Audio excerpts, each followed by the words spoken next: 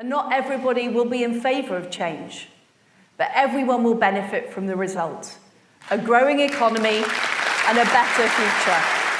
I have 3 priorities for our economy: growth, growth, and growth. We really need a serious plan to grow our economy because we will grow the economy, creating better paid jobs and opportunity right across the country.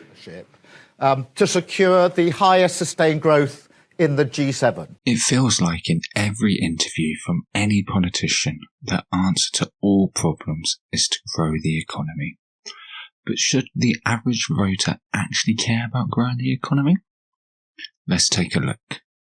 Here is a graph of the UK's GDP per capita, adjusted for inflation since the 1960s.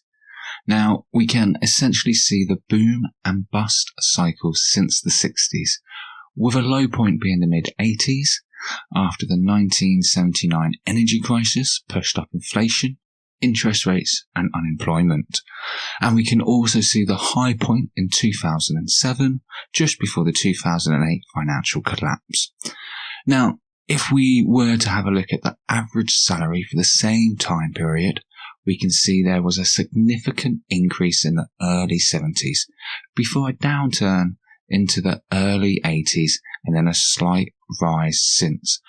But in real numbers, from the low of the 80s to the height of the mid-2000s, we have had around a £10,000 fluctuation, with a decrease since the financial collapse of 2008.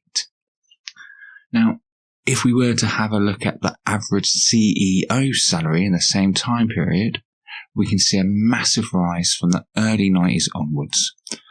So if we were to compare these graphs together, you can see there seems to be very little correlation between GDP and the average CEO salary, with a rise in CEO salary since the 90s regardless of GDP.